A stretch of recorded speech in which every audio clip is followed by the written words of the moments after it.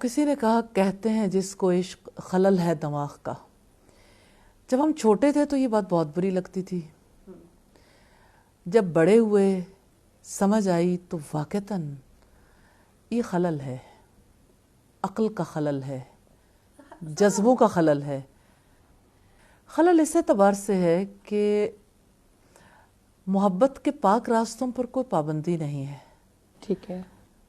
کیا ہم ایسا پانی پینا چاہیں گے جس میں زہر کی آمیزش ہو؟ میں زہر کی بات نہیں کرتی، چلیے جس میں گندگی کی آمیزش ہو. ہم پیور واٹر پینا چاہتے ہیں، ہم غذا کھانا چاہتے ہیں تو پیور کھانا چاہتے ہیں. تو ہم محبت کو امپیور فارم میں کیوں لینا چاہتے ہیں؟ یعنی ایک ایسی صورت جس کی وجہ سے نقصان ہے.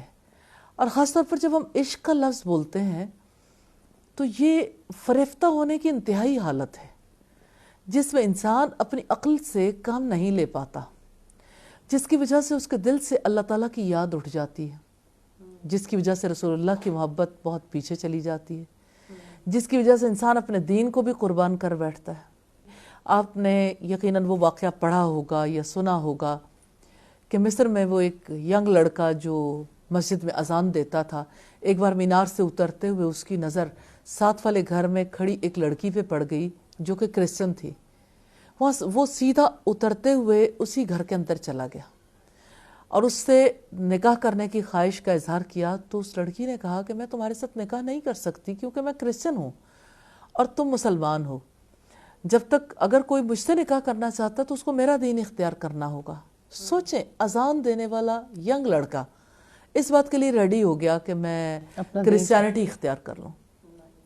ابھی نکاح ہونے میں تو وقت تھا، لیکن یہ ہوا یوں کہ وہ جب چھت سے نیچے اترنے لگا تو اس کا پاؤں پھسلا اور وہ نیچے گرا اور مر گیا. اب اس کی جان کس حالت میں گئی؟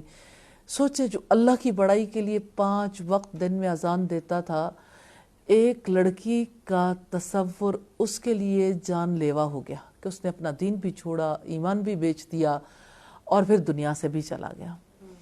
تو یہ اور اس جیسے بہت سے واقعات ہیں. جیسے ایک صاحب کا تذکرہ ہمیں ملتا ہے کہ وہ یعنی کسی لڑکی نے ان سے راستہ پوچھا. راستہ بتانے کے لیے انہوں نے کہا کہ آؤ میں تمہیں بتاتا ہوں، فلاں جگہ جو ہے وہی علاقہ ہے تو میں تمہیں لیے چلتا ہوں. جب وہ لڑکی کو لے کے کسی جگہ کے اندر انٹر ہوئے تو لڑکی نے محسوس کیا کہ یہ تو کوئی گھر ہے اور کوئی اور جگہ ہے اور یہ مقصد ناپاک ہے.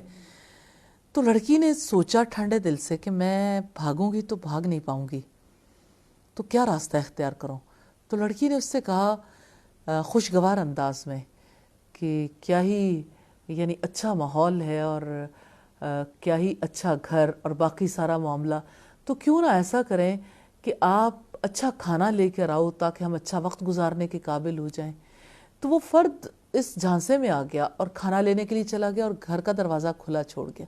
جب وہ 1 گھنٹے کے بعد کھانا لے کے واپس آیا تو وہاں پر لڑکی تو نہیں تھی، اسے جانے کا موقع مل گیا.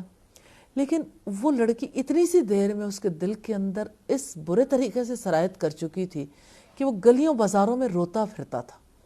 اور یعنی لوگ جب اس سے اس حال میں دیکھتے تو اس کے ساتھ بات کرتے کہ تم یعنی اگر اتنا ہی تمہارے دل کے اندر تھا تو تم نے دروازہ بند کر لیا ہوتا، یہ فلاں کام کر لیا ہوتا، جیسے لوگ عام طور پر مشورے دیتے ہیں.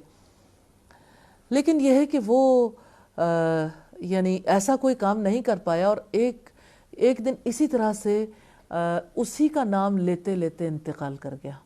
تو آپ یہ دیکھیں کہ اس کے دل میں اللہ کی یاد کہاں رہی، اس کے دل میں زندگی کے بارے میں کیا تصور رہا. یعنی آپ اگر دیکھیں تو اس کی وجہ سے پوری لائف کس طرح سے متاثر ہوتی، نہ اس کی روح پاک رہے، نہ اس کا قلب پاک رہے، نہ اس کی عقل درست رہے، اس کا جسم کس طرح سے درست کام کر سکتا ہے. جسم بھی بیمار ہو جاتا ہے جب روح بیمار ہوتی ہے.